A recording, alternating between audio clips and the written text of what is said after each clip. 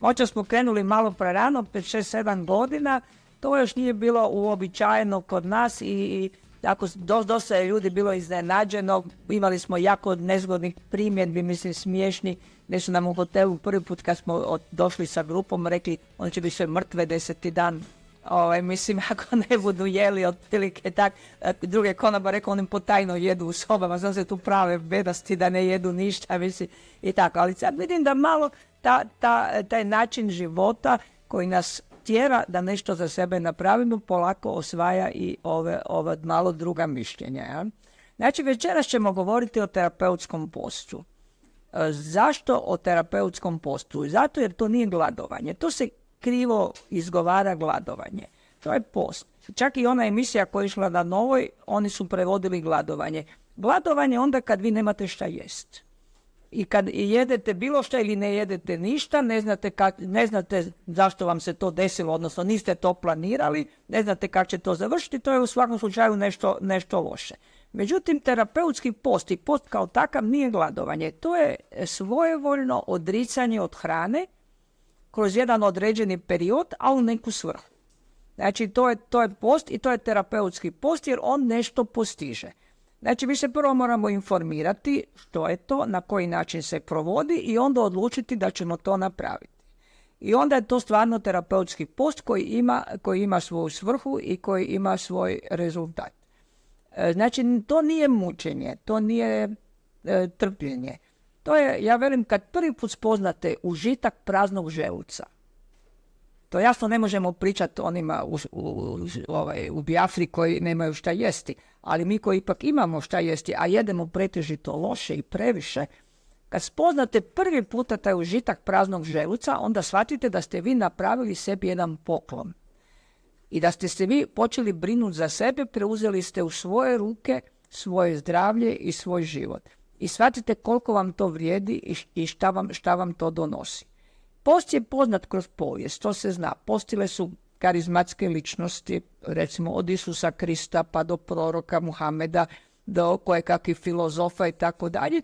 Oni su uglavnom postili u svrhu postizanja jedne više duhovne razine. Jer se i to dešava tokom posta, jasno to nije post od 48 sati, to su malo duži postovi. Međutim, zašto? Vi imate vjerske postove koji isto imaju svoju svrhu. Oni imaju svoju svrhu i svoju praktičnost. Svrha je ta da se ljudima pokaže da jedno kratkotrajno odricanje od hrane nije loše, da će vam odteretiti probavni sustav, da će vam pomoći da budete zdraviji. Istovremeno, kad gledamo recimo korizma, ona pada u doba godine kad nekad nije bilo dovoljno hrane. Hranilo se, ljetina je bila prošla je zima i sad dolazi ono gladno proljeće, čekamo novu ljetinu. I to je bila jedna vrlo svrsishodan način da ljudi se ne muče i da ne plaću zato što nemaju praktički šta pojesti. A htjeli su pojesti za svoje praznike. Pa se i taj vjerski post na neki način ukomponirao u cijelu priču. Jel?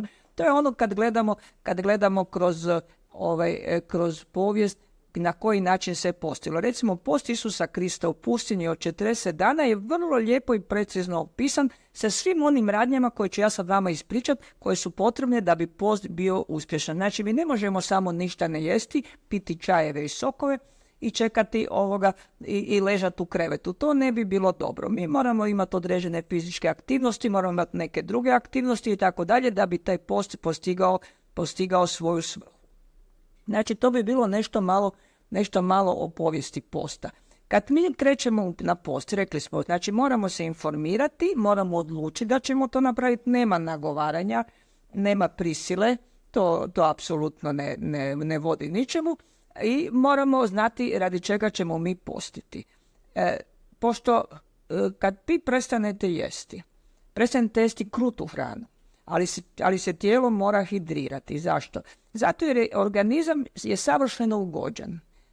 On je jako dobro podešen da odlično funkcionira. To što ga mi upropaštavamo lošim načinom života, to znači lošom i pretjeranom hranom, manjkom kretanja, permanentnim stresom na koji ne znamo odgovor, gubitak dodira sa prirodom. To su sve stvari koje na neki način remeti normalan rad organizma i dovodi ga u jednu nepovoljnu situaciju. Današnji čovjek ima jednu jako lijepu, jednostavnu i jeftinu metodu. Prvo da se detoksikira, jer se sa postom se vrši detoksikacija. Ako je u pitanju nekakva teža bolest, onda se taj post produžava, onda može doći i do razgradnje tog bolesnog tkiva, tumorskoga, degeneriranog, upaljenog i tako dalje. I na takav način mi zapravo tijelu dajemo šansu da se ono opet vrati u svoju normalu i da opet funkcionira onako kako bi trebalo, bez nekakvih dodatnih lijekova i bez nekakvih dodatnih procedura. Što se tiče samih lijekova, za vrijeme posta, princip je da se svi lijekovi izbacuju, osim lijekovi za srce i za dijabetes. To su lijekovi koji se ne smiju prekinuti. Ovi drugi... Molim? Zašto se ne smije prekinuti? Zato jer se srčani mišić ne može na takav kratak period oporaviti. Odnosno, srce je jedino bitno za život. I vi ne možete si dozvoliti da recimo dok se te srčani mišić oporavlja, dok se ta cirkulacija oporavlja i tako dalje, da nam se nešto desi tokom tog perioda. Velika je šansa da će se srčana akcija popraviti, da će se srčani mišić bolje nahraniti, da će se ti aterosklerotski plakovi kroz neko vrijeme maknuti. To se vidi najbolje po tlakašima. Međutim, ljudi koji uzimaju tablete za tlak, oni ih polako skidaju tokom posta. Isto ih ne prekidaju naglo, ali ih skidaju polako. Ja vam mogu reći da imam ne jednoga našeg polaznika koji sad poslije par godina nakon posta još uvijek ne mora uzimati lijekove za tlak. Znači da se to zreguliralo. Onda dijabetes tipa 2, znači starački dijabetes, on se isto kroz neko vrijeme izregulira. Mladenački dijabetes ne, nažalost to je potpuni nedostatak određenih struktura u gušterači i tu nije moguće to naknaditi i napraviti novo, znači on mora uzimati svoje lijekove za dijabetes. Su to dve bitne stvari za život. Ovo drugo sve se može komotno prekinuti od antibiotika pa nadalje i ne mora se uzimati ništa. Znači da bi šta se onda dešava? Dešava se to da mi kad krenemo na post, mi imamo određene faze posta. To su u principu 3 faze ili 3 perioda. Prvi period traje 2 do 3 dana. To je znači čim se prestane uzimati kruta hrana, uzimaju se samo čajevi, uzimaju se sokovi, svježe sjeđeni sokovi i voda. Kad vi prestanete uzimati hranu, tijelo je u jednom stanju alarma. Ne zna šta se dešava. Odjedanput je prestao dotok svježih kalorija i sad se uzbuđuje. Prvo se uzbuđuje hipotalamus, koji je centar zapravo svih ovih autonomnih reakcija u tijelu. I on vam se uzbuđuje na takav način da recimo povećava produkciju leukocita, limfocita, ovih fagocita, znači svih onih stanica koje sudjeluju u obrani organizma. I na taj način se mogu liječiti akutne infekcije. Znači, ako vi ste u nekakvoj akutnoj infekciji, vi možete napraviti 3 dana posta i ta infekcija će vam sigurno proći bez obzira da li je virusna, da li je bakterijalna, ona će se za ta 3 dana izliječiti. Jasno, ako je to nekakva teška bronhopneumonija ili tako nešto, to neće ići. Ali ja govorim o ovim banalnim infekcijama svakodnevni s kojima smo mi podložni. To nije istina. Oni neće jesti, ni životinje neće jesti, to ste vidjeli. Da vam bolestan pas leži po stolom i ne odbija hranu. Dijete vam isto odbija hranu. Samo što mislimo da ćemo ga nahraniti, pa će onda ono ozdraviti. Ali mi kad hranimo bolesnika, mi hranimo njegovu bolest, a ne hranimo njega. Zašto? Zato jer se jako puno energije potroši na probavu i to vam onda ničem ne služi. Ako vi na ovakav način stimulirate hipotalamus da pokrenete imunosistem, vi ćete sigurno puno više napraviti sa 3 dana čajeva i sokova nego što ćete napraviti sa bilo kakvim antibioticima, juhicama, ne znam i šta dalje. Da ne vjerujem, u ta prva 3 dana uvijek se javljaju uznemirenost, sumnje, pa zašto ja to radim, pa sam ja blesav, pa ja si mogu priuštiti normalnu hranu, pa zašto ja sad ne bi jeo i tako dalje. I to su ta prva 3 dana ovako malo pometnje u tijelu i u glavi, kako bi se reklo. Nakon toga glad prestaje. Glad prestaje. Zašto glad prestaje? Zato jer prestane lučenje solne kiseline u želucu. Čim vi nemate solne kiseline u želucu, ona se prva prestane lučiti, a onda se poslije prestanu lučiti i ostali probavni fermenti u crijevima i iz pankreasa, iz žuči, iz jetre i tako dalje. Vi više nemate osjećaj gladi. Znači, vi ste sada, čudite se, ne jedete, ali gladni niste. Ali šta se sada dešava? Sada počinje razgradnja masnog tkiva. I ono se najlakše razgrađuje, ono je beskorisno, ono je zato prvo na redu jer postoji jedan prioritet razgradnje tkiva u tijelu, to o čem ćemo poslije govoriti. I na taj način, pošto se to masno tkivo relativno naglo razgrađuje, dolazi do produkcije kiselih spojeva, takozvanih ketona. Oni zakiseljuju organizam.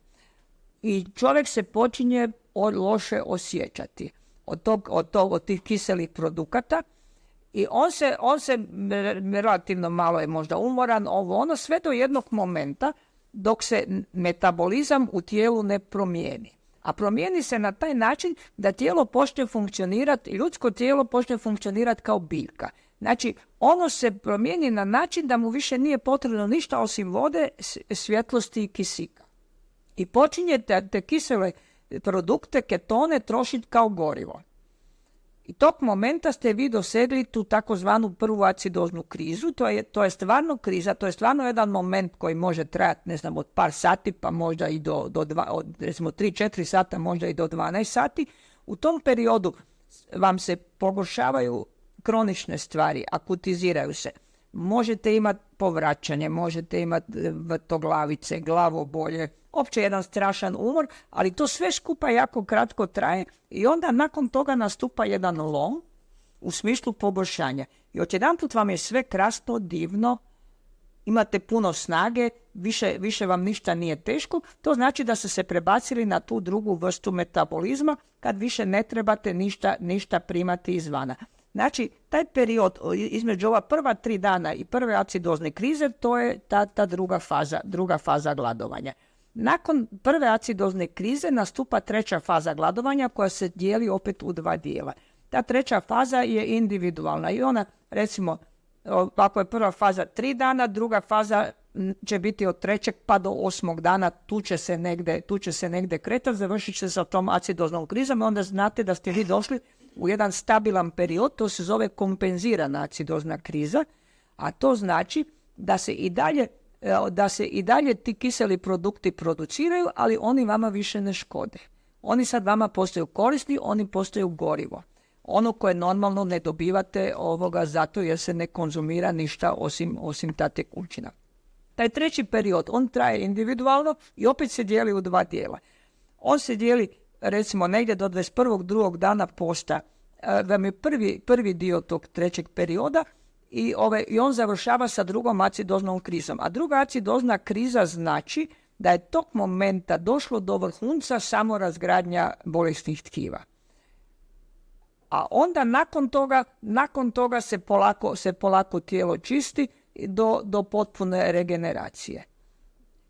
I to vam je, recimo, ako vi želite nešto postići sa postom, trebali bi doći barem do prve acidozne krize. Znači da se promijeni taj metabolizam. Ako imate neku konkretnu bolest, ako imate nekakav konkretno problem u tijelu, onda zavisi od dijagnoze, ide se do 21, 28 dana do 42 dana.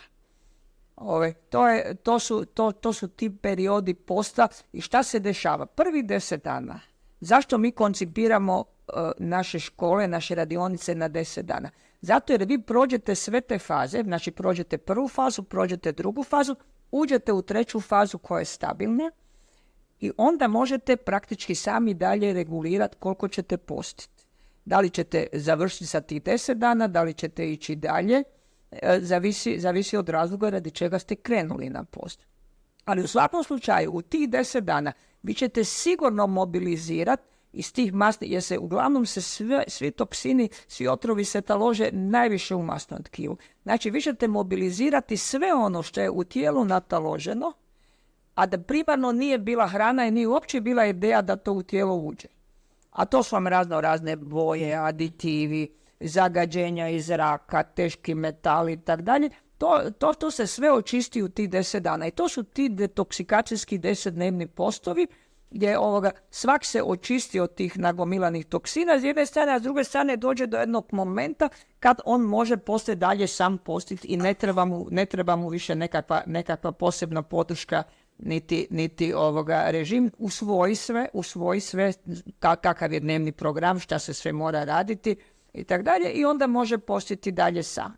U drugih 10 dana počinje već pomalo razgradnja bolesnih krutih tkiva koje kulminira sa tom drugom acidoznom krizom, što smo rekli to je negdje 21. 22. dan i izbacuju se iz tijela tvari koje primarno nisu bili zagađivači, a to su ostaci od nedostatne prehrane, od nedostatne probave. Znači, metabolizam nije do kraja razgradio ono što smo mi uzimali i to se onda nataloži koje kuda po tkivima i pravi nam naravno smetnju. Znači, u tih drugih 10 dana sigurno će se izbaciti ti ostaci metabolizma i počet će se razgrađivati bolesna i degenerirana tkiva. Jer smo poslije 10 dana već posta. Vi vidite da vam se sa kože nestanu oni mali fibromčići što znaju da se biti po koži, da vam se koža posvijetli. Ove stvari koje su vam izvana vidljive. Oči vam postaju svjetlije, bolje čujete, bolje vidite. Znači, vi ste se očistili i vi ste sve svoje funkcije na neki način unaprijedili. A ono što je najvažnije od svega je to da ste stekli jednu izuzetnu mentalnu snagu. Ako vi možete 10 dana provesti na takav način bez jela i bez ičega, vi dobite jednu izuzetnu mentalnu snagu i mozak vam se razbistri, imate strašno, sve ideje su vam jasnije i znate kako ćete ih provesti i provodite ih. To je recimo ono što je najvrednije zapravo kod tih postova i treba ih samo pravilno provesti. Onda sljedeći 10 dana počinje razgradnja ovih bolesti unutarnjih tkiva, da li su oni degenerirana, da li su upaljena, da li su tumorska i tako dalje i to se pomalo čisti. Uglavnom, za 28 dana posta praktički sve stanice u tijelu su obnovljene.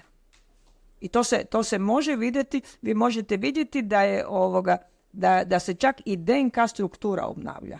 Ne samo stanica kao takva, da je stanica svjetla, da ima veliku jezgru, recimo kakve su stanice kod djece u rastu i tako dalje, nego vi možete čak i DNK vidjeti da se obnovila kroz tih 28 dana. Govorimo o nekakvim, tako bi se moglo reći, uobičajenim boljkama civilizacijskim.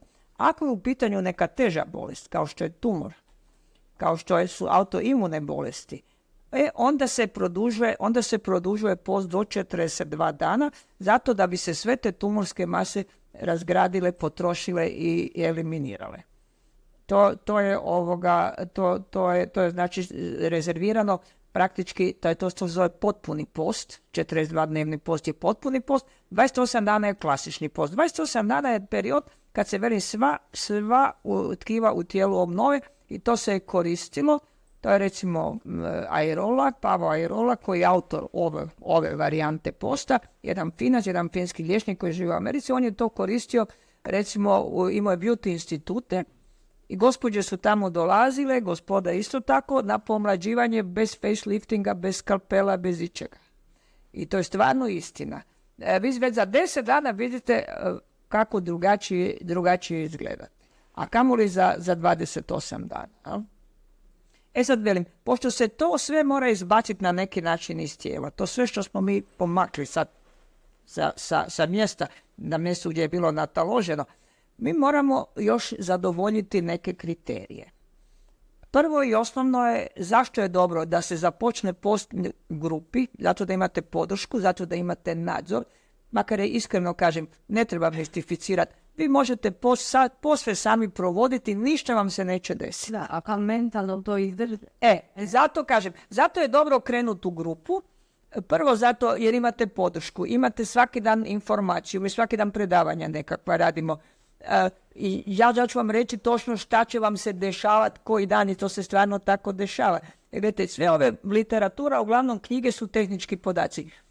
Toliko popijete ovoga, toliko popijete onoga, budete se klistirali, budete se šetali i tako dalje, ali vam ništa ne kažu o ovim poteškoćama koje objektivno postoje. Kod neki su teže, kod neki su blaže. Mislim, ali to sve kratko traje, sve to skupa nije ništa strašno. Ali ako je čovjek doma i sad vas počne strašno boliti glava, vi povraćate, vrti vam se, ne znate šta vam je, velik broj ljudi će reći, ja umirem od gladi, prekinut ću post.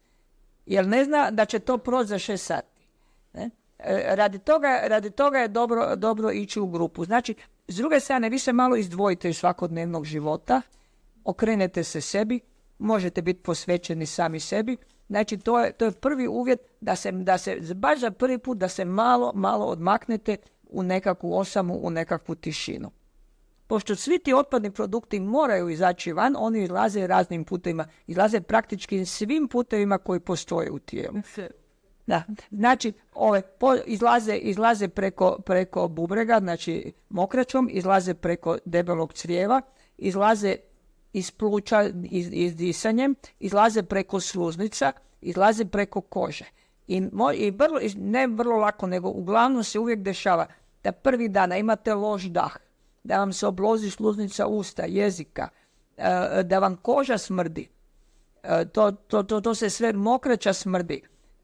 I zato se moraju svi ti putevi držati otvoreni. A na koji način će se držati? Držat će se otvoreni prvenstveno da se uzme dosta tekućine, znači barem 2,5 do 3 litre tekućine dnevno, jer je voda univerzalno otapalo. Znači ona će puno lakše eliminirati sve to putem bubrega. Ono što je ostalo eliminirat će se putem crijeva. Sadržaj crijeva se isprazni poslije par dana. Međutim, zašto se radi klistir? To je isto obavezno, da se svaki dan radi klistir. To je nešto što ljude jako zbunjuje. Međutim, ima sad vrlo elegantnih napravica gdje si svaki čovjek to može sam napraviti bez ikakvih problema. Kako ja slikovito kažem, ko može obrisati guzu, može si dati klistir. Znači, nije to ono što mi žene pamtimo iz rodilišta, da svite tam na stol za onom ogromnom cijevi, natoče vas još tak i tak ne znate šta bi od muke i od jada, pa vas još i s tim povuče. Ne? Međutim, ovo je jedna vrlo elegantna napravica koja može apsolutno zadovoljiti sve potrebe. Klistir se daje svaki dan, zato prvo da se održava peristaltika crijeva, ali sad nemamo sadržaja u crijevima, a sadržaj miče crijeva. A s druge strane, vi ćete poslije par dana vidjeti šta je sve u crijevima nataloženo. Kad vam počnu izlaziti ružne, smrdljive, crne krpe, to je sve ono što je bilo nataloženo na stjenci crijeva i što se sa klistirom odlijepi i izlađe van. I to je, recimo, ja sam imala gospođu koja nikad nije mogla napraviti kolonoskopiju, a imala je velikih problema. Zašto? Zato jer se ona sa ovim laksativima, ono što se daje za kolonoskopiju, apsolutno nije mogla očistiti. A znali su da ima problem i kad god bi to napravila, kolonoskopija je bila neuspjela. Ona je poslije 28 dana posta imala tako čistak crijeva da se ta kolonoskopija uspješno napravila. Srećom nije bilo ništa strašno, nego je bila jedna anatomska, tako bi se moglo reći, varijacija, da su njoj oni utori bili strašno duboki i da se tu zadržavalo što unutra i to su bile njezini problemi. I ona se zna da ona mora taj klistir raditi, da mora paziti šta jede i tako dalje, da to riješi. Znači, radi toga se daje klistir. Rekli smo da se eliminira i dahom. Zato se forsira boravak na otvorenom, vježbe na otvorenom, šetnje na otvorenom, da bi što više i dublje, i vježbe naravno disanja, da bi što više i dublje disali, da se tu što prije to očisti. Sluznica ustiju se čisti sa gazicom, sa ručnikom, sa onom stražnjom stranom četkice. To se svaki dan treba pobrisati. Kožu. Kako čistimo kožu? Koža se najbolje čisti četkom od prirodne dlake, da se masira na suho. Ako nemate toga, to možete napraviti sa lufa rukavicom, sa oštrim frotirom, nešto, zato da se sve te stare stanice sa kože izmaknu i da svi ti toksini mogu i kroz kožu izaći van. Znači, to su vam uvjeti da bi post bio uspješan. Morate raditi i klistir, morate šetati, morate vježbati, morate čistiti kožu, morate čistiti sluznice i naravno morate konzumirati određenu količinu tekućine da ne bi dehidrirali. Šta se može desiti? Ljudi koji imaju niski tlak, njima se tlak izjednači. One koji imaju visoki tlak, opet im tlak dođe na normalu. Znači sve se tu izregulira. Sve se tu izregulira tako da nema problema što se tiče tako neki standardni. Bolje se spava, isplavi se sva tekućina zaostala, znači svi edemi, sve što postoji, to vam ne stane. I uglavnom to je jedna kompletna regeneracija organizma, zavisi koliko dugo ćemo mi postiti. Sad, kako se izlazi iz tog posta? Jasno da mi nakon završenog posta ne možemo isti tren skočiti u tanjur pun hrane. Ja ne velim da svako veće su predavanja, između ostaloga, i nekako su posvećena prehrani.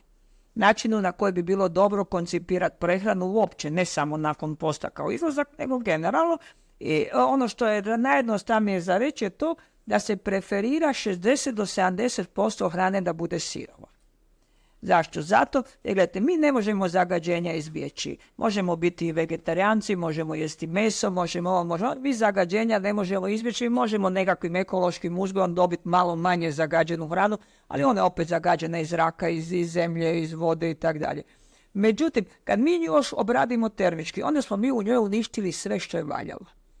I nismo dobili ništa, dobili smo ona zagađenja koja nismo mogli izbjeći. Međutim, kad vi konzumirate sirovu hranu, onda je to ipak jedan živi princip koji vi uspijete dobiti u sebe. Ako ste još dobili onog neželjenog, to je, Bože moj, moramo se na neki način s tim složiti i na to naučiti. I to je jedan generalni princip. Znači, dosta tekućine i 60 do 70% ove sirove hrane. To je ono što se preporuča i o čemu mi pričamo. A za sam izlazak iz posta, jako je bitno kako se izlazi iz posta, jednako bitno koliko se posti, toliko je bitno i izlazak iz posta. Zašto? Zato jer imate dve stvari. S jedne strane, kod kratkih postova, vi imate cirkulirajuću veliku količinu tih zagađenja i toksina koje vam kruži po tijelu. Ako vi odmah počnete jesti, ti toksini će sjesti na mjesto gdje su se našli, znači oni neće izaći. Ako vi polako izlazite iz posta i još poslije nastavite samo sa sirovom jedno vrijeme, onda će se taj proces čišćenja nastaviti i to će se sve izbaciti van. Znači, to je problem kod kraćih postova. Recimo za post od 48 sati koje mi znamo prakticirati na Sljemenu ili u Donjoj Stubici, u Jezerčici, de facto ne treba nekakav poseban režim izlaska iz postaja, tu se još nije ništa desilo. To su poslove od 48 sati, najjednostavnije da ljudi vide da mogu to izdržati i da im se ništa neće desiti, da je to sasvim jednostavno, da možda pogledaju na koji način se spravlja sok, čaj i tako dalje. Međutim, čim je post duži, znači čim ste vi prešli već onaj period kad se zaustavlja lučenje solne kiseline, onda vi imate nekakve uvjete na koji način ćete iz posta izlaziti. A to znači da ćete kod određeno vrijeme polako dodavati krutu hranu u jelovnik da ne bi došli u situaciju prvo da vam se istaloži ti toksini na mjesto na koji niste htjeli, a kod dužih postova to može biti vrlo opasno. Zašto? Zato jer su kompletno zaustavljeni ovi fermenti probavni. Od solne kiseline koja služi zato da krutu hranu pretvori u tekuću, pa do ovih fermenata koji vrše probavu. I ako se vi najedete odjedanput poslije 15-20 dana posta, vama hrana se neće probaviti, ona će truliti u probavnom traktu i to vas može koštati glave. Znači, treba točno se držati, mi uvijek posle posta uvijek podijelimo jelovnike, tako da svak zna koliko mora i na koji način će prelaziti postepeno od tog perioda posta pa do nekakve normalne prehrane kakvu on želi prakticirati. Znači, to je jako bitno i na to se uvijek stavlja naglasak. Jel? A ono što sam ja htjela reći, ja sam pomenula kratko tog autora Airol, imamo još, recimo u Europi se prakticira još post po Brojsu, koji je nešto drastičniji. Airola dozvoljava voćne sokove, znači ujutro se konzumira sok od agruma, uvijek je u igri ovaj čaj od kadulje koji možete tu i probati. Ja velim od kadulje jer je kadulja osnovni sastojak, ali ona ima osim kadulje ima još matišnjaka, mente, gospine, trave i nevena. Ona se može konzumirati uvijek u neograničenim količinama. Molim? Zašto? Zato što je ona jaki antioksidans. Kadulja je jaki antioksidans i ona uravnotežuje cijelu tu priču. Matišnjak i gospina trava su trankvilizatori, znači oni smiruju. Oni imaju efekt, recimo ako je čovjek prvi dana nemirano, neven je isto jaki antioksidant. Menta je praktički za korekciju okusa.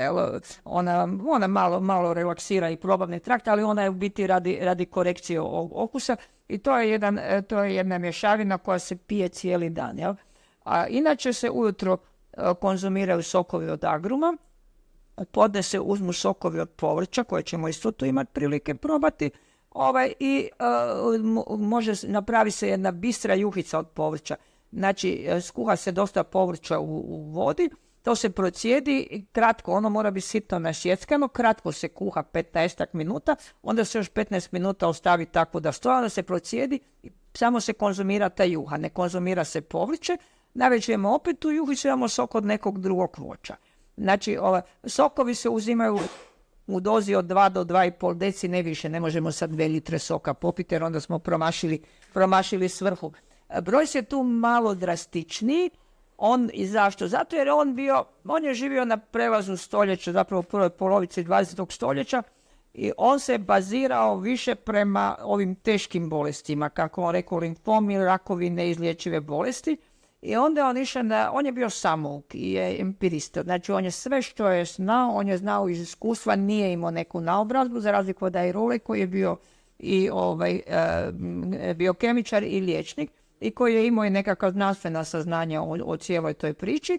Velim, broj se traži da se konzumira samo taj povrtni sok i čaj. S tim da on dodaje još neke određene vrste čajeva ako se radi o konkretnoj dijagnozi. Jel? I tako on je malo drastičniji, recimo kod nekih baš teških bolesti, mi isto onda koristimo Brojsovu metodu, ali u principu koristimo Airolinu metodu. A htjela sam vam reći još nešto. Ništa od toga što se konzumira zapravo ne može se reći, ono ima neke efekte, što smo rekli, smirivanja, ali to nije lijek. Nego to se konzumira zato da ne bi došli u nekakav deficit vitamina, minerala ili elektrolita. Rusi koji puno duže prakticiraju terapeutski post, koji čak imaju, to je njima službena metoda, vi možete u Rusiji, kod bilo koje bolesti vi možete zatražiti liječenje standardnom medicinom, možete zatražiti liječenje postom, određenom vrstom prehrane i tako dalje. I to se normalno radi u bolnicama, odnosno pod nadzorom liječnika. Oni post prakticiraju isključivo sa vodom. Međutim, kad vi radite samo sa vodom, onda vi morate raditi neke kontrole iz krvi i tako dalje da vam čovjek ne uđe u deficit. Vi sa ovim sokovima i sa čajima izbjegavate tu mogućnost. Zašto? Zato što se u Europi to radi de facto u kućnoj radinosti, kako bi rekli, ili ovako nekakvim privatnim aranžmanima. I da se ne bi nešto desilo polazniku, onda on to konzumira i sigurno neće doći u nikakav problem. Jer kad su već tu sokovi od voća i od povrća, da li onda predlažete destiliranu dalje? Apsolutno, da. Apsolutno. To je sigurno, velim, ona bi bila idealna, velim, ali vi onda morate imati, kad bi konzumirali samo vodu, onda morate imati kontrole pH krvi, elektrolite, gledati minerale i tako da se ne bi slučajno negdje u neki deficit ušlo. Velim, što sa ovom kombinacijom nije moguće. Zašto? Zašto je maksimalni broj dana koji se posti maksimalni? Preporučeni 42 dana. Zato jer jedan organizam prosječne veličine ima smeća za 42 dana sigurno koje može potrošiti. Jasno, ako se tu, vi morate paziti da vam polaznik ne dođe u situaciju da se spusti ispod 42 kg. Zašto? Zato jer toliko vam otprilike teže oni organi koje morate imati, znači krv, mozak, srce, koža, limfa, vam otprilike teži oko 42 kg. Jasno da ima osoba koje su same po sebi strašno sitne i male i one ako je njima normalno vaga 45 kg, ako se ispuste malo ispod toga, one neće biti u problemu. Ali ja govorim općenito, jedno pravilo kojeg se mora držati. Isto tako, ljudi koji su izuzetno krupni, oni mogu postiti duže od 42 dana i neće doći u situaciju da počnu trošiti zdrava tkiva. Jer poslije 42 dana je opasnost da se sad energija namiruje iz zdravih tkiva. To je kaheksija, to je anoreksija od čega umiru ljudi kad zapadnu u to jedan neurotski poremećaj da neće ništa jesti. Onog trena kad vi počnete probavljati, odnosno trošiti svoja zdrava tkiva, to je jedan putni izbrdo koji više nije moguće okrenuti. I to se vidi kad te, nažalost, uglavnom su to djevojke mlade, kad dođu u bolnicu, koji su već na tom putu, da ih onda možete i hraniti, infuzije im davati, sve više povratka nema. Više povratka nema. Znači, treba paziti da se ne dođe u tu situaciju, a velim, svako tijelo nekakve standardne težine ima sigurno otpada za 42 dana i neće se dovesti u situaciju da samo sebe pojede. A inače postoji jedan princip prioriteta, to što sam vam ja govorila, da je tijelo je tako organizirano da ljudi koji su u nekoj nesreći zapali u situaciju da su umrli od gladi. Ostali su negdje, ne znam, zatrpani, odsječeni i tako dalje. Oni su umrli od gladi, ali njima je ovako, mozak i srce praktički nisu taknuti. Uopće nije došlo do razgradnje tkiva. Otišlo je svo masno tkivo, otišlo je mišićno tkivo, kosti su se razrijedile. Jetra je nestalo više od pola, zašto? Jer jetra ima veliku mogućnost regeneracije i ima veliku rezervu. Znači, treba dovoljno mali komadić jetre da funkcionira. Znači, sva tkiva koja nisu bila bitna, ona su se trošila za preživljavanje, a srce i mozak do kraja su ostali čitavi. Čovjek je umro iz nekih drugih razloga, naravno, jer više nije mogao na takav način držati, a to vam je taj princip prioriteta. I zato se ne može desiti da čovjek u jednom kontroliranom postu strada. I to je ono što bi ja volila da se demistificira. Ovo kad smo gledali na televiziji, to je bilo ono EKG i mislim, čujete, to se može napraviti, ali to sve skupa zapravo nije potrebno i nije od nekakvog odlučujućeg značaja. Svak može sam sebi obaviti post. Ja kažem, ja nikom ništa ne napravim, svak će sebi sam napraviti, ja ga mogu samo instruirati, objasniti mu i pomoć mu da to obavi. Znači, vi ste sami gospodar svoga tijela i svoga zdravlja. To je ono što je najbitnije što se postom postiže.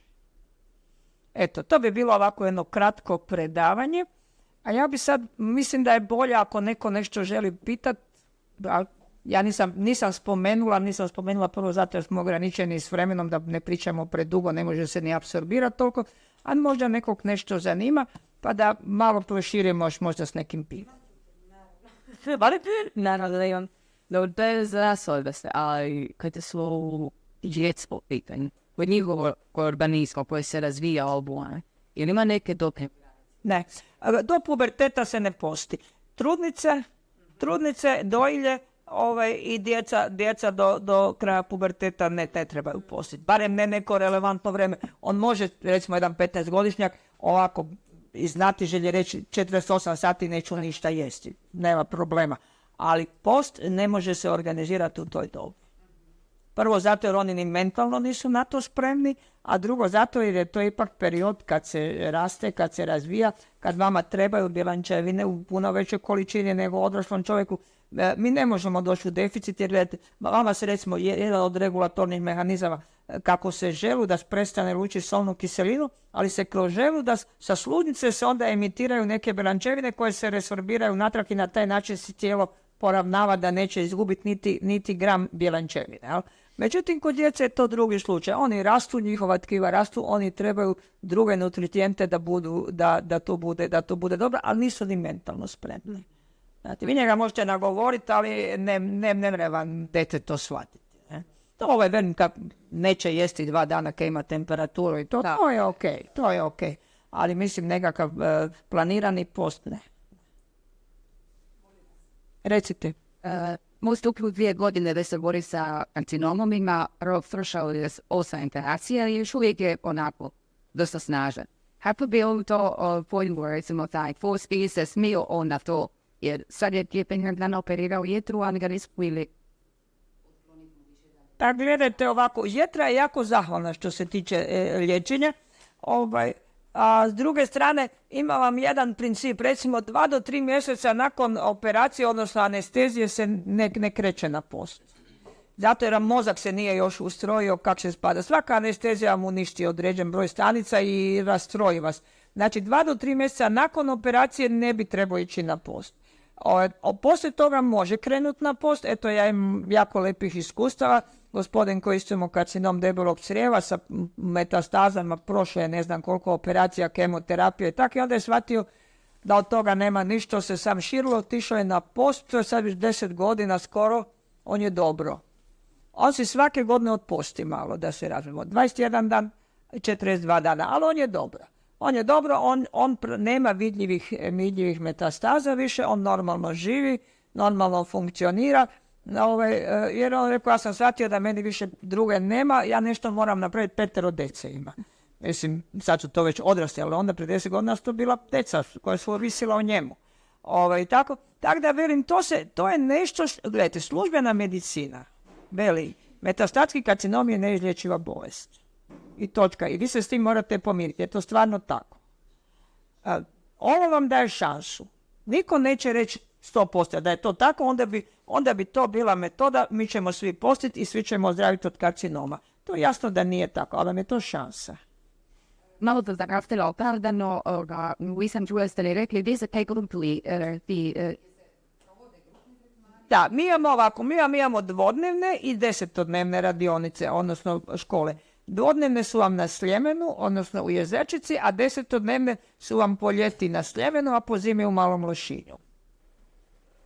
10-dnevne su na Malom Lošinju ili na Sljemenu isto, kad je toplo, mislim, onda prvo ne možete niti šetati po vrućini, od toga oni dignu cijene, pa onda i cijela priča je smješta u hotelu, pa onda cijela priča postane preskupa za naše uvjete i tako, onda mi po zimi smo na Lošinju, kad je tamo, kad su ti povoljni pansioni, tam je lepo, mislim, toplo je i možete i sad je recimo 18 stupnjeva, mislim, može sunce i tako dalje, onda mi idemo na Lošinj, a po ljeti kad postane toplo i kad se cijene dignu, smo na Sljemenu.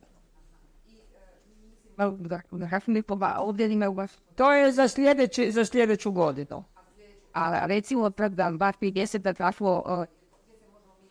Pa imate i broj telefona, imate i maila, imate tu i moje vizitke, ali mislim da imate brojeve telefona na ovom. Ima, jel?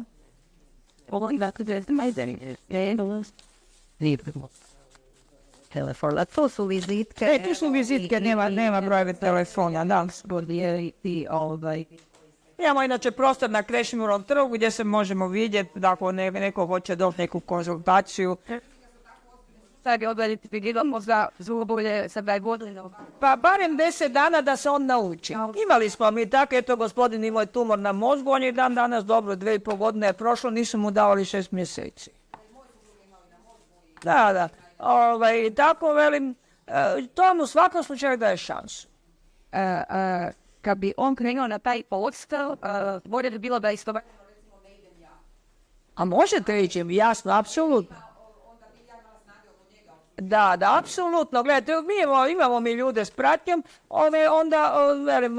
oni isto imaju tako smještaj u hotelu, to je relativno povoljno, oni nama dali neki skonto kak je grupa, ali vi možete normalno jesti, jer je tam kuhinja i ovi švedski stol i oni koji nisu na postu, ti se hrane, s čim se hoće hraniti, ne?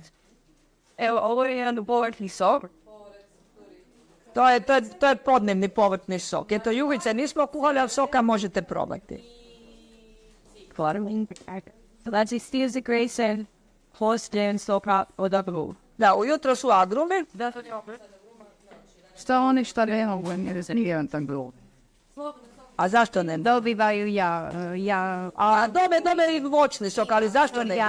Psorijaza. A psorijaza, to da. Vama se popravi metabolizam na način da se štitnjača obnovi. I da vi poslije jednog posta od 21 dan doći ćete na svoju težinu i sigurno ćete ju puno lakše održavati i nećete se debljati, zašto je štitnjača radi na jednom puno mlađem nivou. Kako vam je bilo kad ste imali 25 godina. Tu je poanta. A nije stvar u tome da ljudi idu na post zato da smršaju. To se desi usput. Sigurno da je poželjno, pogotovo ako neko ima viška kila i lijepo se mršavi se praktički samo ide dole masno tkivo, jer se vježba, jer se hoda i vama muskulatura ostaje, da pa će se i popravi, a velim, a što se tiče masti, to se sve otopi, ja. A mi koji smo mršavi, Izregulirat ćete metabolizam. Koliko vremena treba nakon prestanka fosa da se vrati na početnu kilažu? Gledajte, jako brzo se vraćate na idealnu kilažu, ne na početnu. Dobro, recimo sad imam ideal, kad bi se vratio Gledajte, to vam se redovito desi, već ako recimo, zavisi koliko ste bili na postu. Stavimo, hoćete biti 10 dana ćete biti na postu, vi ćete u sljedećih 10 dana biti na svojoj vagi. sa tom prehranom? Sa tom prehranom sigurno. Jer ćete imati recimo nakon 10 dana posta imat ćete jedno 6 dana izlaska iz posta i onda čim počnete normalno jesti vi ćete jako brzo nadoknaditi svoju težinu ako je to bila dobra težina. Ako ste bili debeli nećete ju nadoknaditi. Treba će vam puno loše hrane opet iz sjedenja da se vratite na početak. Možete 52 dana, Isto vam se brzo u roku od mjesec dana vi dobite svoju normalnu težinu. Jer tamo ima otprilike 10 dana izlaska iz posta, velim, ne morate onda, ja uvijek predlažem ovako, ako ste vi napravili jedan kratki post, a imate problema, ne znam, onda vam je uvijek dobro da se očistite do kraja, napravite izlazak od 6 dana i onda barem još 3 tjedna sirove prehrane. I onda ste se počistili stvarno do kraja. Da sirovoj prehrani nećete vratiti težinu, sirova prehrana vam neće dodati težinu, ali nećete više niti gubiti. A onda kad počnete opet jesti normalno, onda ćete jako brzo doći na svoju težinu koju ste htjeli. A sirova prehrana to vam uključuje voće, povrće, orašaste plodove, znači sve lešnjake, bademe, orahe, nepržene kikirikije, indijske oraščiće, klice i sjemenke. I to se može začiniti maslinovim uljem, može se začiniti sa limunom, možete začiniti sa bućinim uljem, sa svim hladno prešanim u biti uljem. Velike stvari u tom izlasku iz posta. Šta se to? U izlasku iz posta. Kako je 6 dana kako se regulira? Hrana? Da, dobite listu. Da, ovisi koliko dugo ste bili na... Dobite listu, ali recimo princip vam je ovakav. Ako ste vi ujutro pili agrume, prvi dan kad silazite, onda ćete uz te agrume pojesti 2 kriške naranče. U podne ćete popiti ovaj sok opet, a ćete pojesti, ne znam, žlicu ribane mrkve. Ili malo povrća u juhi ćete si ostaviti. Za večeru ćete pojesti pola jabuke u sok voćni, jel? I na takav način onda vam se sukcesivno svaki dan povećava količina hrane, dok poslije 6 dana ne dođete na količinu hrane koje normalno konzumirate. Sad velim, ja preporučam da se onda ide dalje sa tom većom količinom hrane, ali sirovo. Da se bar još jedno vrijeme tijelu pusti da izbaci to sve van. To je jako dobro. Onda velim, nećete tako naglo dobivati natrag svoju kilažu, ali ćete ostati na njoj koju ste dosegli na postu, pa možda još koju kilicu dobiti, ako ste mršavi, naravno, ne? Ali velim, a onda poslije kad počnete jesti već sve kak jedete, onda ćete brzo doći na kilažu na koju bi trebali doći. Še sokove, korijenastog povrća zamijeniti sa zelenim? U postu ne, ali poslije možete. Zato jer vam nemaju te sastojke. Recimo, nemate toliko željeza unutra. A zelena ima, jel? Željez. A? Željeza ima, jel? Pa ne znam, mi imamo takvu recepturu, eto ja vam to jedino mogu prenijeti. Nije se zeleno je drugo. Makrobiotika tumači da zapravo treba cijelu biljku koristiti. Prema tome, ovo ispod zemlje ima svoju svrhu u energetskom i naravno kvalitativnom smislu. Tako da ne možete list cikle zamijeniti sa korijene cikle ili isto tako mrkve. Da, da vi sad ovdje propagirate više korijenasto, znači zeleno ste izbacili. Nismo izbacili. List je persina celera unutra. Dobro, ali recimo postoji keri, pa super se može... Isto se može staviti, nema problema. Mislim, gledajte, osnova je cikla mrkva i celer. A uz to možete sve dodavati osim luka, češnjaka, mislim, porilukama, mislim i to se može dodati i crna ona rotkva, međutim to ima dosta jak miris, pa onda masu ljudima to ne paše. Ali se može i to dodati. To je neugodan miris. Jako je dobro raditi zelene napitke, pogotovo ujutro, bilo da se radi sa voćem ili Apsolutno. Poručuju voćnicu. A navečer da, prije podne voće. I kad se jede, prije podne voće, popodne povrće. Možete jedan dan opisati, znači to posto, šta se... Imate na papiru, ali ja ću vam upisati. A niste dobili u papir. Da, velika stranica ima. Eto, ja ću vam reći 3 rečenice. Ujutro je dizanje prvo, onda imate pijenje čaja, recimo oko 8 sati, onda idemo van na vježbu. Koliko je to čaj? Koliko hoćete. Koliko vam paše. Onda idemo van na vježbu, onda se malo se udalji, malu šetnicu, tamo se vježba pola sata, vratimo se natrag, onda dobijemo agruve i opet čaj. Onda nakon toga idemo u šetnju, 2 do 3 sata su šetnje organizirane, zavisi koju tunu ćemo uzeti, dođe se oko 1, pola 2 natrag, dobi se sok od povrća, dobi se opet čaj, dobi se ta bistra juhica, to se pojede obavezan odmor poslije toga, obavezan. Zašto? Jer je jetra jako opterećena i u mišićnom radu i u toj detoksikaciji. Prema tome trebao je dati barem 2 sata mira u podne, prekida nakon vježbe, nakon hodanja, da ona u miru radi. Čak i se preporuča, pogotovo ako neko ima nekakve smetnje ili vidi da mu je nešto teško i tako, da se ona grije termoforom, toplim oblogom, znači ona se grije obavezno, znači 2 sata odmora, nakon toga obično ostane koji moment, zavisi u kakvom smo hotelu, možeš i saunu, može se ići bazen, ono, i onda je oko 5:30 je obično na večer još jedna vježba, to su te vibroenergetske vježbe, disanja, relaksacije. Nakon toga je večera, za večeru je sok voćni, znači ovako nešto, čaj i juhica bistra, nakon toga je predavanje i mogu vam reći da u 8:30 svi jako drago gledaju krevet.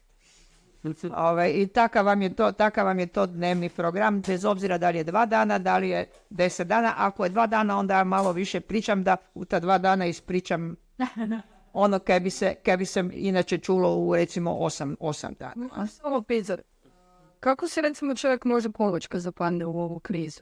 Znači, nikak, ležat, odmarat i pit. da. Ma su rijetke krize. To vam je kratko. I ovako idu, dosta za nedo, dosta je nepikno tu radite neke mentalne afirmacije, nešto, masaže, ne znači. Pa ja ću vam sad pokazati malo vježbe. Dakle, vrlo bitan segment ovog načina pristupa je i vježbanje, zapravo pokretanje limfe, Se zove motorni režim. Pokretanje energija, upravo to je taj cjeloviti pristup, da ono kad prelazite krizi kroz vježbe disanja, kroz inače vježbe koje ću vam ja sad pokazati, ima jako puno tih vježbi. Naime, da vam velim 3 riječi o historiji.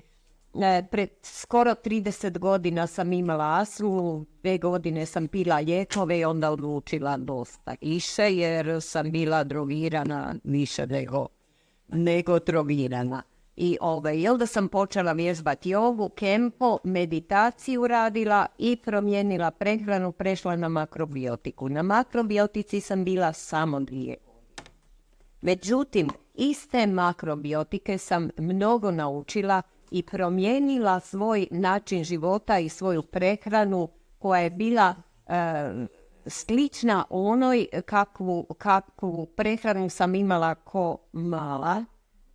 Znači, odmah poslije rata se vrlo skromno jelo, tako ja i danas živim, tako da ja i danas jedem, a da ne velim da postim od 14. godine, međutim, to su vrlo kratki postovi. Nakon te astme, koju sam izliječila pred skoro 30 godina, poslije sam samo vodom i čajevima izliječila upalu pluća.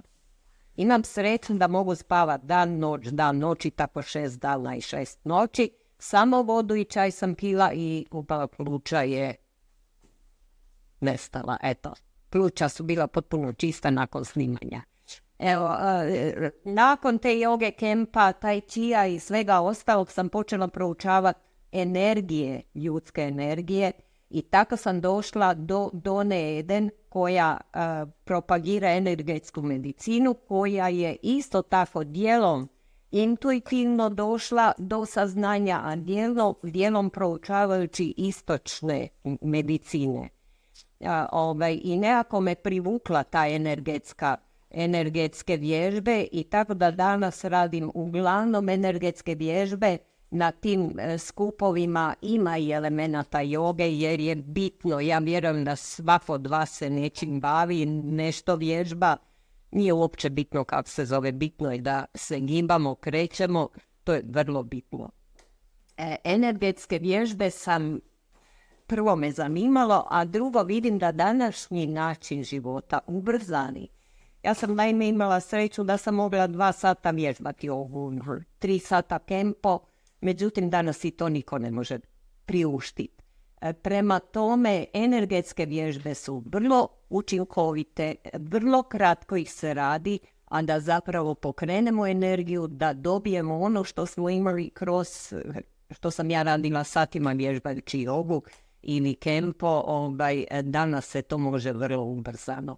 Ima jako puno tih vježbi, ne znam, ja vam ne bi sad pokazivala sve vježbe, nego eventualno da vam pokažem nekoliko vježbi koje će vam pomoći u određenim situacijama. Recimo konkretno vozite noću, žuri vam se, postajete sve umorni, jednostavno ste u dilemi šta da radite, spava vam se i sad postoji način da si pomognete i u vožnji. Dakle, prije nego se zaustavljate, nego odlučite ipak ću ja stat, možeš u vožnji masirat točku R21, dakle volan još uvijek držimo, ali eto počinjemo, dakle, ispod ključne kosti, postoji jedna mala odubina, to je točka gdje završava meridijan bubrega. Dakle, kad mi masiramo tu točku, mi nekako pokrenemo meridijan bubrega, a osim toga, taj meridijan djeluje na energije svih ostalih meridijana. S druge strane, mijenjamo ruku. Tu se i u slučaju nalazi točka nakupina C vitamina. A to nisam znala, hvala lijepo. Puštaj. Dakle, tu se nakuplja C vitamin, hvala, još jedno dodatno saznanje.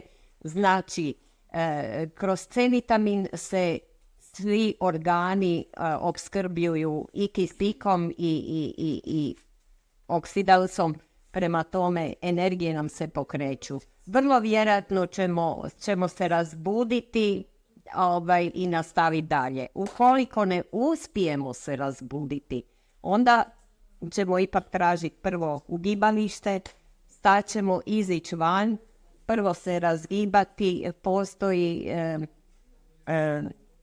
izmjenični kraul. Dakle, vježba dakle, umorni smo kad nam je protok energije homolateralni. Znači, mi sad nastojimo to promijeniti, stavimo jednu ruku iza ramena, povučemo i izbacimo dolje. I tako 7 puta, znači naizmjenično pokrenemo energiju lijeve strane sa desnom i spojimo ih. Dakle, energije se spajaju i ukrštaju. To je jedan dio. Onda imamo taj kraul. Dakle, to ili ovo. Znači, opet pokrećemo energije. I treća vježba je vrlo jednostavna, to možete koristiti bilo gdje, bilo kad. Ja recimo na semaforu kad čekam. Dakle, bitno je centimetar, možete svi probati, jako efikasna vježba. Centimetar se dignemo, ne više, kad ovo napravimo bubrezi i sve ode prapcu. Znači centimetar, ali mora biti snažno. Čvrsto stat na petu. čvrsto stat na petu i ono milisekundu ostati. Hop, hop, hop.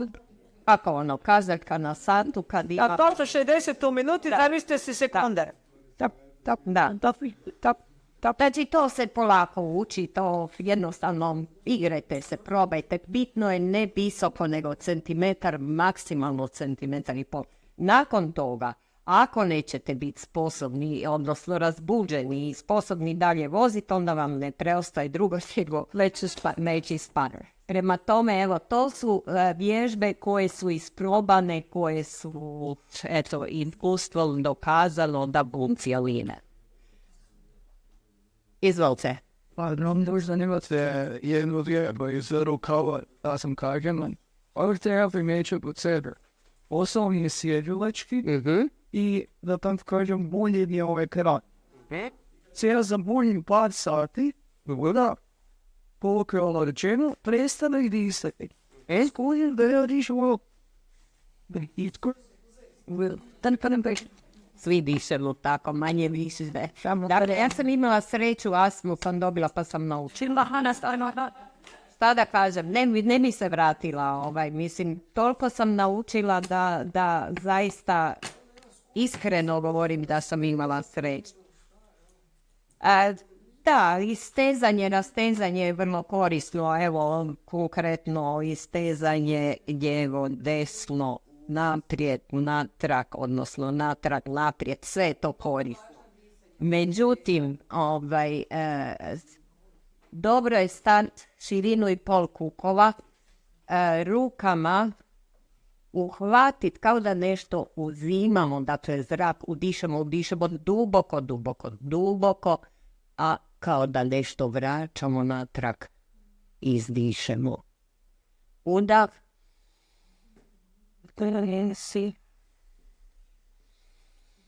nastojte, udah je uvijek kroz nos, izdah je kroz usta.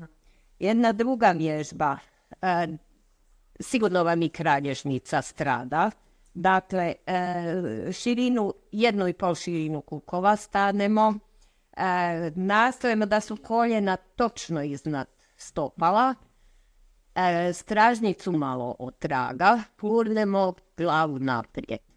I sad duboko udahnemo i sa izdahom idemo desnim ramenom prema lijevom koljenu, a pogled je prema stropu. Vratimo se u sredinu i na drugu stranu. I tako barem 7 puta to napravite, bit ćete svježi ko.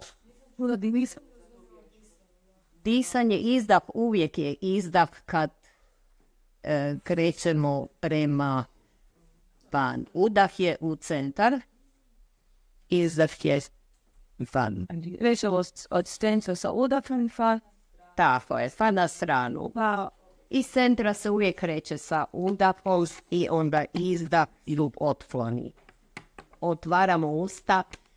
Još nešto što sam shvatila da je vrlo korisno kad svjesno dišemo, da taj dah povežemo sa zvukom. Kad povežemo dah sa zvukom, onda u prvom redu bit će potpuniji dah, više kisika ćemo dobiti, a s druge strane postaćemo svjesni. Svjesni tog daha nego ako stvarno dišemo. Molim, zvuk je isto tako vibracija koja djeluje na sve energije tijela i primjer, ajde. Sad ću vam pokazati disanje koje je Broyce jako popularizirao, navodno je i Multiplu liječio na taj način. Sastoji se od određenih zvukova. Dakle, svaka čakra ima svoju vibraciju, svaka, znači, rukama obuhvaćamo nivo čakre, a zvukom pojačavamo taj moć i energetski tok. Znači, vrlo polagano udišemo. Brojimo po prilici do 7. Kad dođemo do vrha, totalno se istegnemo. Stisnemo stražnjicu i lagano se nagnemo traga. I onda polagano, koliko je trajao udah, toliko izdah. I, je, o, u, am. Dakle, I je vibracija cijele čakre. E je grlena, O je srčana čakra, U je pleksus i am je cjelovitost udahi. Sad ću vam pokazati, da. Znači udah. I, o, am.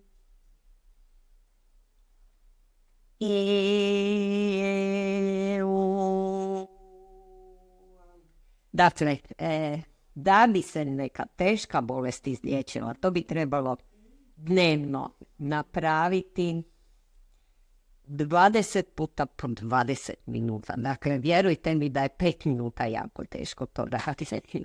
Ali sve je moguće. Sve je moguće. Ako neko zaista ima namjeru nešto učiniti sa sobom, sa svojim zdravljem, ako je ta namjera jasna, ako je od srca ta namjera postavljena, ako se može disciplinirati, bez discipline nema niš, apsolutno, onda je sve moguće. Dakle, ono što doktorica Sekeli veli, nije moguće izliječiti, nije moguće garantirati, naravno, svaki od nas je posebno biće, posebne energije su nam na raspolaganju i disciplina i sve ostalo ko može, taj može jako puno napraviti se sa svojim zdravljem i riješiti mnoge probleme, ali molim? Ne, to bilo gospođo jako lijepo izgleda, divno se krećemo da vam da free. Još malo pa će 7 biti prva brojka, u penziji sam, eto, uživam. Dovoljno je neka vježba da se toksini mogu brže izbaciti iz organizma. Brzo podanjen. Što dnevno, svakodnevno. Kod svih tih vježbi čak i nije bitno koliko radimo, nego svaki dan. Kontinuitet. Redovitost. Sad smo imali jednu gospođu koja je tako, eto, rekla, i radim svaki dan tibetance, radim tibetance. Voli super prekrasno, rekao, jel baš svaki dan radiš? Veli, znaš šta, da, kad nemam vremena, onda ih napravim, ali zbrljam nešto na brzinu sutra dan kad imam vremena, onda na miru napravim i meditaciju napravim. Mogu vam reći da je to pravac.